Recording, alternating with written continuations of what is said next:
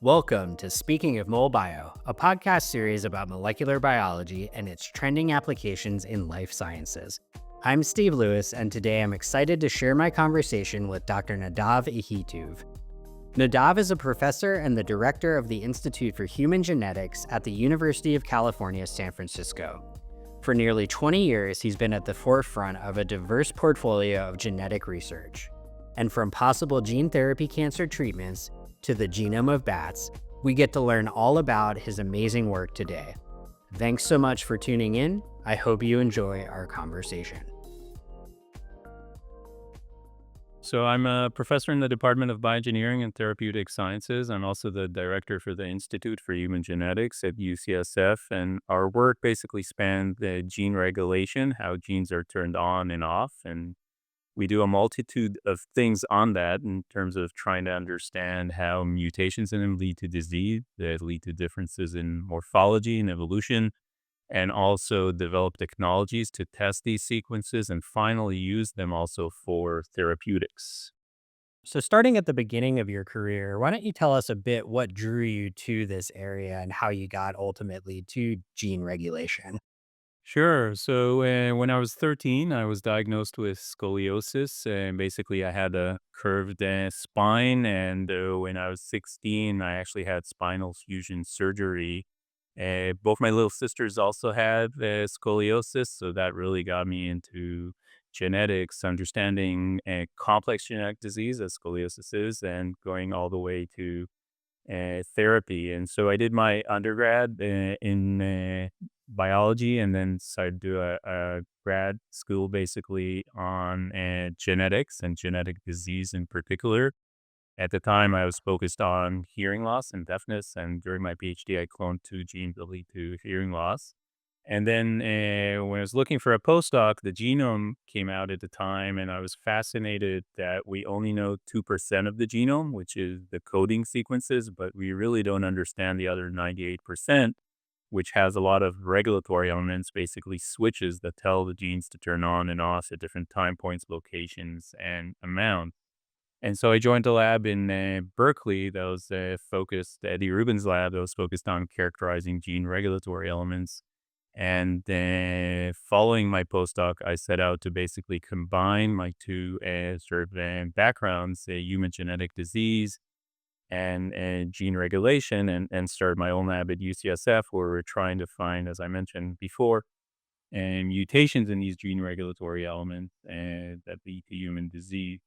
And sort of going full circle, our first grant was actually on limb malformations, and that allowed me to go to these meetings of birth defects. And there I met Carol Weiss, who works a lot on scoliosis. And through these meetings, we actually put in a grant together. And currently, one of the projects in our lab is actually working on trying to characterize scoliosis. So I'm sort of finally working on my own disease, so to speak.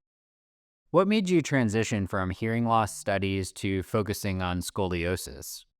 Yeah, so following my postdoc, the hearing loss was a great sort of, it was exciting times for that field and in general for the genetics field because we could, with sequencing becoming a bit more accessible and the genome becoming accessible, we could find a lot of mutations that lead to various diseases. And as I mentioned, I was really interested in complex diseases. Scoliosis is a complex one, and really trying to understand the genome, not only on the coding, but on the non-coding, where I think not much was done, and sort of felt like there's a lot to find there. And so that's where I went to do my postdoc. And then starting my lab, I mean, as I mentioned, we work a little bit actually on scoliosis. Most of the lab actually works much more on characterizing regulatory elements for neurological disorders.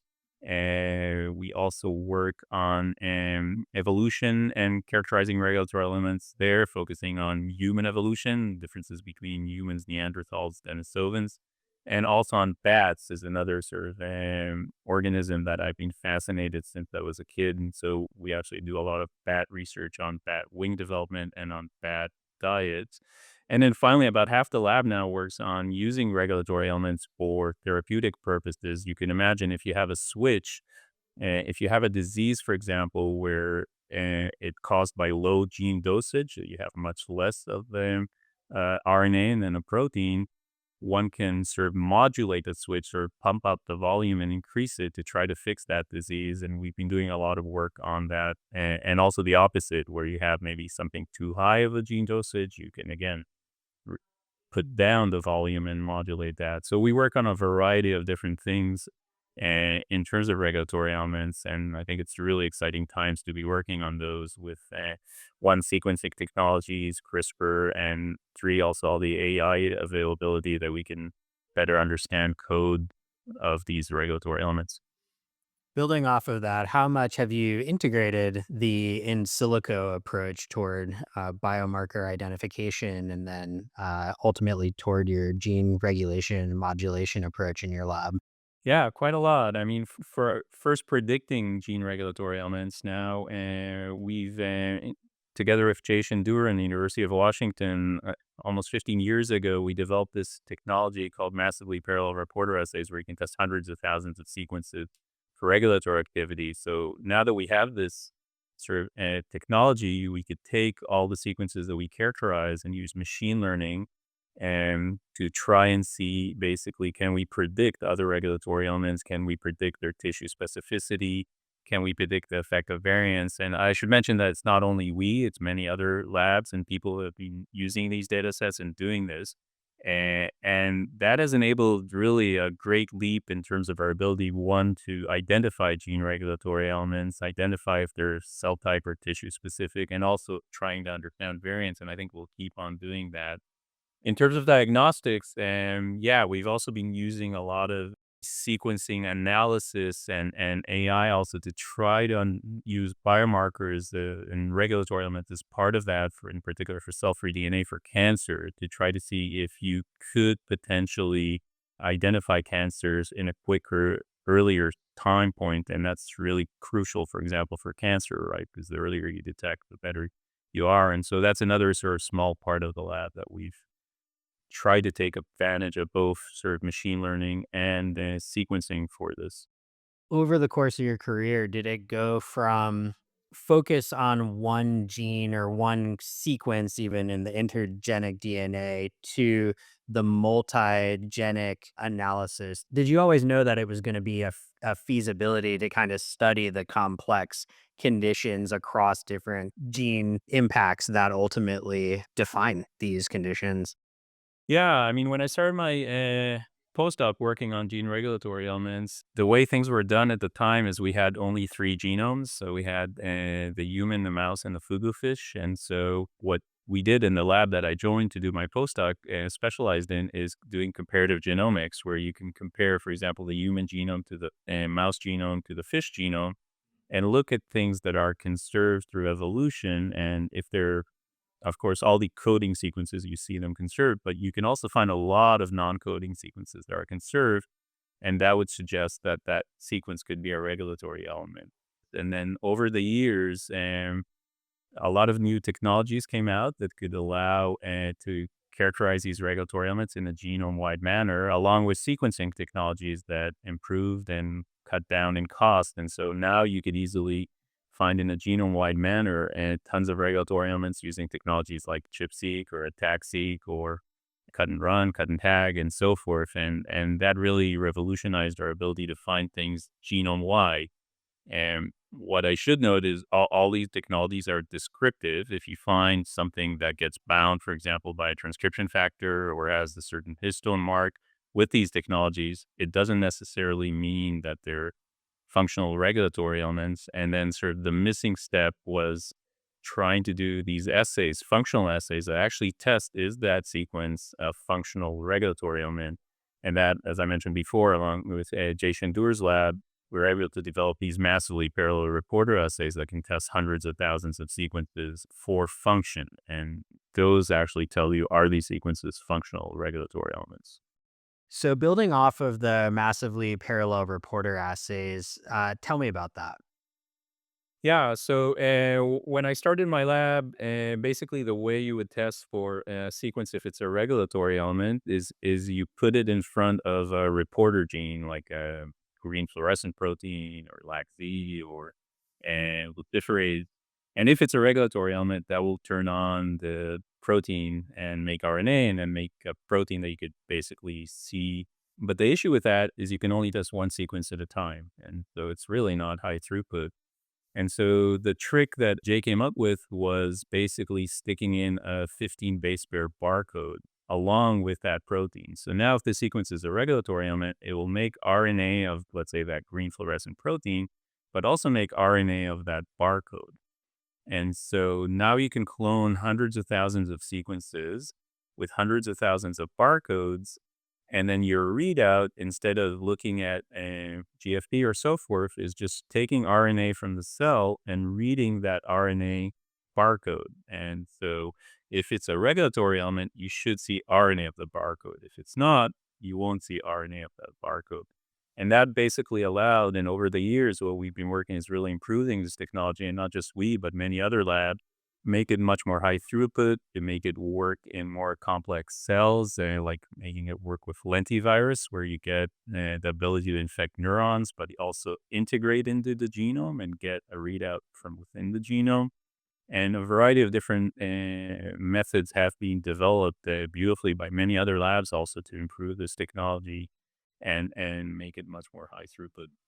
That technology basically, I think, is sort of the missing piece that we have. We had all these descriptive technologies, and now we have this functional one. And I think the sort of the ultimate sort of technology is sort of that complement this now with the use of high throughput CRISPR screens, also where you can modulate. You can, for example, delete in a high throughput manner thousands of regulatory elements and look at the expression of them via single cell technology, for example.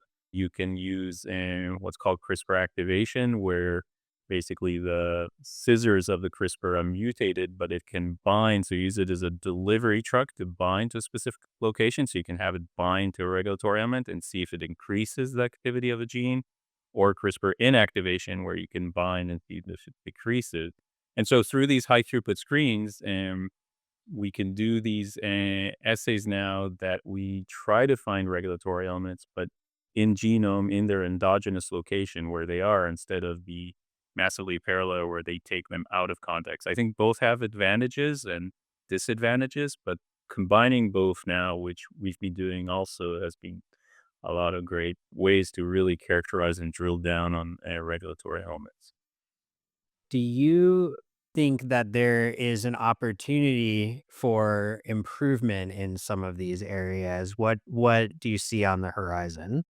I think the high throughput CRISPR screens, they're currently limited in the numbers, and I think we got to improve those. I think other ways and other starting, but I think could be improved is taking advantage of CRISPR prime editing, where you're not basically deleting or doing CRISPR ARI, but putting very specific mutations into a sequence. And so you can imagine doing, for example, saturation mutagenesis, taking a regulatory element, that functions, and doing all possible mutations in it and seeing the effect that it has on the target gene that it regulates. And so I think a lot of that will come up over the years. And through that, we can really learn the effect of variance in regulatory elements. We could also, would be a dream if we could, for example, sequence a person, get all the variants that this person has, and then in a cell, we could model all these variants, basically insert all these variants and see how it affects certain phenotypes in a high throughput manner. And I think we need a lot of that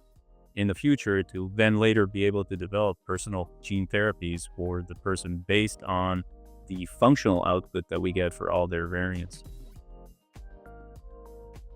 Hey, speaking of Molbio listeners, if you're fascinated by the power of digital PCR and how it's transforming molecular biology, we've got a new podcast you won't want to miss. That's right. We're Christina Bowens. And Jordan Ruggieri. Together, we host Absolute Genius, the podcast exploring all things digital PCR, its applications, its innovations, and the scientists pushing its boundaries. Whether you're into bioproduction, cell and gene therapy, oncology research, or just love geeking out on the science of absolute quantification, Absolute Genius has something for you. So after this episode, come join us. Listen to Absolute Genius wherever you get your podcasts, or visit thermofisher.com/absolutegenius to learn more. Absolute Genius, bringing you absolute quantification and absolutely great conversations.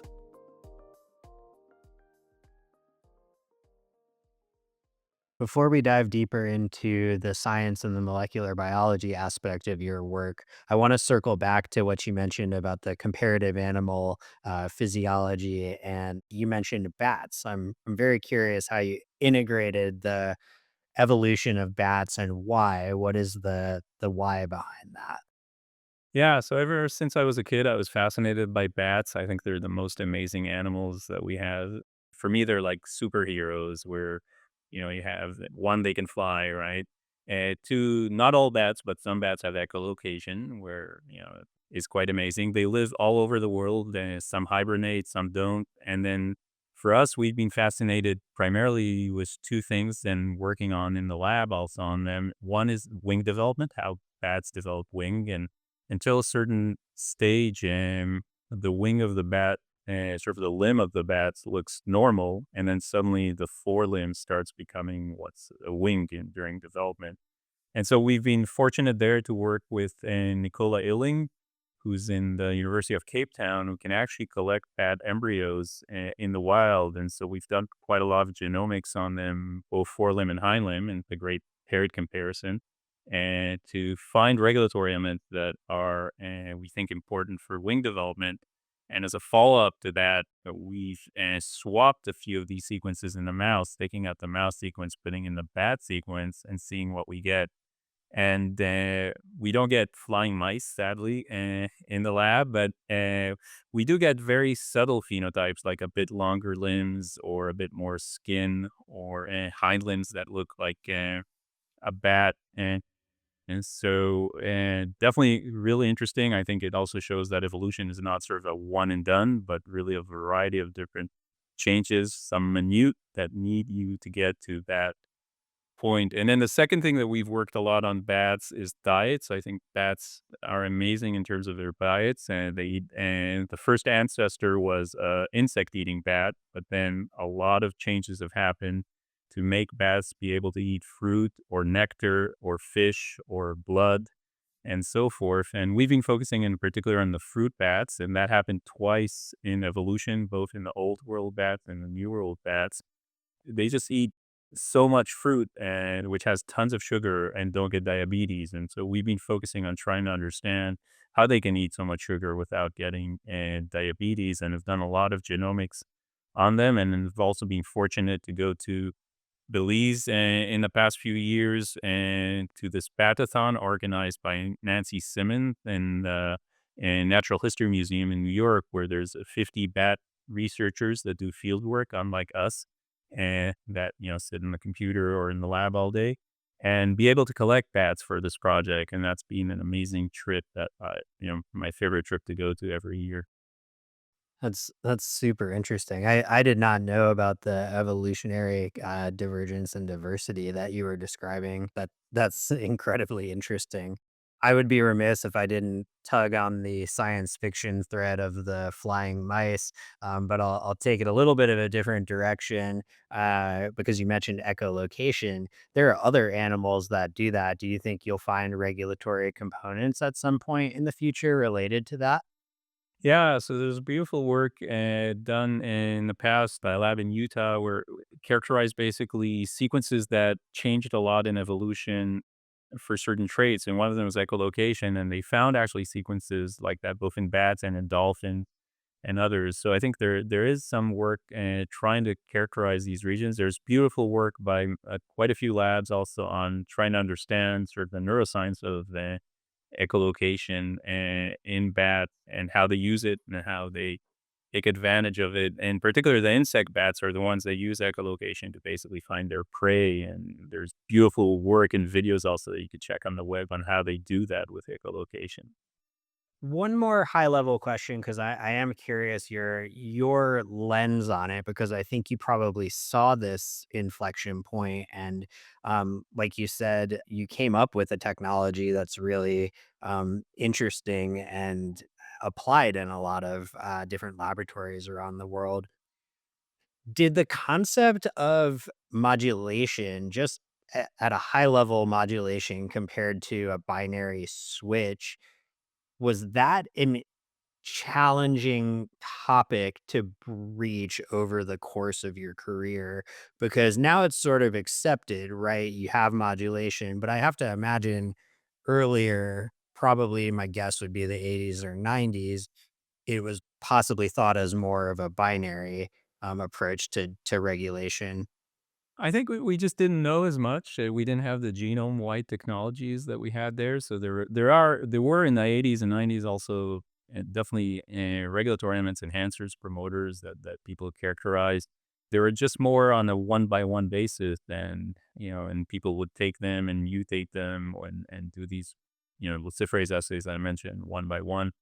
So I think the advantage of the genome-wide approach is really getting, hundreds of thousands and millions of these sequences sort of annotated in the genome, and that's also thanks to a lot of big projects, consortiums, where many groups of people came together to basically characterize these in a more genome-wide manner. And so I think having that now and with the era of sort of AI now in combination is really leading to a better understanding of them. And so it's nice to see how the technology sort of constantly keeps improving and increasing. Sort of if you look at our ability to predict these regulatory elements, it's constantly now going up, in particular now due to AI, and that's helping a lot in that.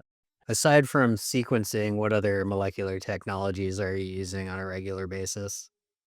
For these massively parallel reporter assays I mentioned, we do tons of cloning. We use oligosynthesis, which is also seen, DNA synthesis has also seen a beautiful revolution. So, for example, we can order, 600,000 oligos the size of 300 base pairs or even 500 base pairs and clone all of these libraries, right? It's easy now to make these big viral libraries and then inject or infect whatever we want with them. So that's been a lot of fun. Same for CRISPR libraries, and CRISPR technology has been great to make these large scale libraries and be able to do that. Speaking a bit more about kind of cloning and de novo gene synthesis, I have to imagine for your area when you're talking about transcription and modulation, has that really accelerated the pace of discovery? Yeah, I mean, what we've been doing, for example, with these massively parallel reporter essays, as I mentioned, is better understanding the regulatory code. And so we've looked at it as a language problem, and we sort of attack it in two different ways. One is if you know sequences or that work, right? If you know sort of a set of words, you can take them and basically change them until and see what happens. And so we've taken, for example, 20 regulatory elements that we know are regulatory elements and did saturation mutagenesis on them, where we sort of mutate every possible base from, let's say it's an A to a C to a T or a G, and then test them to see the effect. And, with that, we can test thousands of different mutations and sort of try to understand the code, what makes that sequence work as a regulatory element and what doesn't. You can look at it also in the opposite way. You can take a neutral sequence, a sequence that you know is not a regulatory element, and then start putting in transcription factor binding sites, basically sequences where transcription factors will bind and turn it on to make a regulatory element. And there we can play a lot with the grammar. We can put them in different numbers or different distances or different orientations. And then, we could test, as I mentioned, hundreds of thousands of these and then see what works, what doesn't. And through that, we can learn about the grammar. Like, do we need more of these transcription factor binding sites? Do we need certain combinations to get this to work?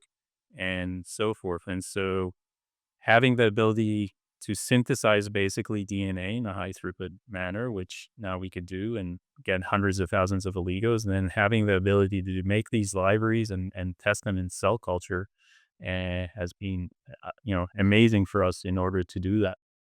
There's a lot of therapeutic benefits to being able to work on those transcription factor binding sites and the combinations.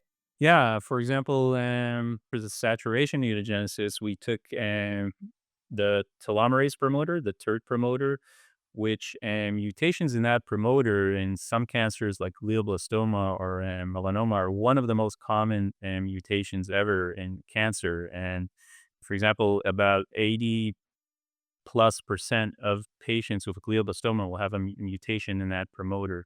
And these are in particular two specific mutations that either one of them make the telomerase promoter active suddenly, and then it starts working and making telomerase basically work, and that allows for cancer progression. So we took that promoter, did all possible mutations, and of course the top two activating are the top two that I mentioned that are in cancer, but there's many other activating mutations, and so that helps now with patients where you find you sort of have a catalog of all the possible mutations, and you can see if that new mutation that's not the one that was previously found is causing that. And then the second thing is we see a lot of mutations that actually reduce activity of the telomerase promoter. And we could, based on where they are and what they do, we could try to understand what might be binding to the telomerase promoter. And if we can basically use an antagonist for it, we could reduce the activity of the promoter. And you can imagine using that as a therapy basically for telomerase. And so really understanding how these switches work would be a great way. And then you can even take it further where you could, for example, we mentioned prime editing, you could potentially mutate that regulatory element to make it work less or more to rescue diseases that are involved with gene dosage, for example. So if you have a disease, for example, that the mutation just leads to less of that protein being made, you can mutate specifically with prime editing the promoter that will make the promoter work just much harder, much stronger, sort of pump up the volume, and then that could compensate for the sort of the lower amount of the protein being made. And of course, at a high level, you are describing ultimately maybe gene therapy as an approach toward cancer treatment. Is that correct? Yeah, for that, we have also used what I mentioned before, CRISPR-A. In the past, we were sort of the first to show for haploinsufficiency. Haplo is half, insufficient is not enough. Diseases that you can basically modulate the regulatory element to increase. And so just giving a background on haploinsufficiency, we have two copies of a gene, one from mom, one from dad. And let's say one copy is a loss of function and doesn't provide us protein. We now get 50% of the protein being made because we just have one copy.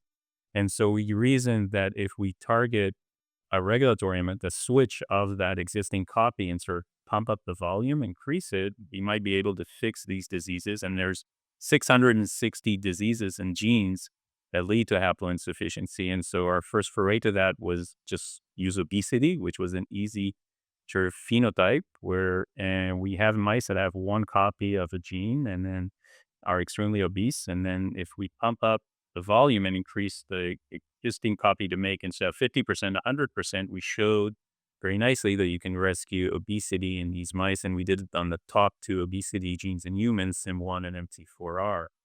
Just to follow up on the cancer therapy, another very exciting cancer therapy that we're developing in the lab is actually using fat cells for cancer therapy. And fat is really, in my mind, an underutilized cell type. And it has two amazing properties. One is everything's there in the clinic to play with it. You can take it out by liposuction and you can put it back by plastic surgery. And all of those are routinely used in the clinic. The second is we have basically brown fat that's near our neck, and that's sort of the good fat that burns energy into heat. But we also have, of course, white fat that stores all the fat, and that's sort of the bad fat. And what's nice about fat is you could take white fat, and if you upregulate a few genes or even one gene, you can make it more brown, and that's called beige fat. So now it starts burning energy and becoming the good fat. And so we reasoned that this could be actually a great therapy for cancer because we could take out fat from a patient, let's say that has cancer, and change it to become the white fat, change it to become brown fat that starts burning energy. And when it burns energy, it needs a lot of glucose and a lot of other reagents. And then we put it back next to the tumor. Now, the tumor, in order to grow, the cancer, in order to grow, needs a lot of reagents. It needs a lot of sugar. It needs a lot of fatty acids. But now it has cells that really outcompete it for reagents. They need tons of reagents to start burning energy. And so we've shown very nicely that this really nicely suppresses the tumor. And we hope to get this published soon and show that this could be a potential new sort of cancer therapy for cancer suppression. Wow. If for anybody wondering why UCSF is renowned for uh, cancer and also gene therapy, I think we just got a lesson in a little bit of why. That's incredibly fascinating. Thank you for sharing. What excites you today that maybe we'll see in 10 years? Yeah, I think, as I mentioned, our ability, in my field at least, our ability to find these regulatory elements is now really improved. And so I think taking advantage of them for therapy, just like I mentioned, I think hopefully that will grow. And, I hope cell therapy, as I mentioned, I think will grow. I think also one thing that we're sort of missing is our ability, we're going into wireless and we're going into AI and all these things, but our ability to control and monitor and basically genes and monitor our health and needs to improve drastically, I think. And we don't have to only find the disease once we have the symptoms. We have to find it early. And I'm very excited about, there's a few companies now trying to early diagnose, but I think a lot of that is expensive. Not everybody can afford, and we need to really get to the ability to monitor, with our cell phones. If we could monitor our own bodies in various ways, and it's getting a bit more with wearables, but I think much more of that needs to be done so we can be preemptive in terms of disease. So on that, I'm extremely excited about, and I think there's a lot of potential, and also using that for even controlling gene regulation. Imagine if we could basically turn on a gene with our phones in our bodies and start making it do things that are beneficial for us. And so, I really hope, that is a direction I hope, we can get through over the years and controlling therapy. Well, I am incredibly grateful for this opportunity to speak with you and get to know you today. It's been a wonderful conversation. We do love to finish our episodes by asking a couple of questions that hopefully will give some insight to our listeners. What has been the greatest key to your success? I think for me, it's been people. I mean, I've been fortunate to have such amazing lab members in my lab, and really, as I said in the beginning, it's a team sport, and really working together and with them has been, what has made me, happy to come every day to work and really get all of these things out. And I've been fortunate to have an amazing team of members throughout the years in my lab. And what advice would you give someone who might want to follow in your footsteps? Think big. Never underestimate yourself. We also all have sort of imposter syndrome. I still do until today. And, even though I've been doing this for years. And so really go out and do what you want and really be, passionate and do what you want to do and really follow the things you're interested in. Yeah. Don't be shy and don't be afraid and go for it. That was Dr. Nadav Ahituv, professor and director of the Institute for Human Genetics at the University of California, San Francisco. Speaking of Molbio is produced by Matt Ferris, Sarah Briganti, and Matthew Stock. Join us next time for more fascinating discussion about the wide world of molecular biology. Until then, cheers and good science.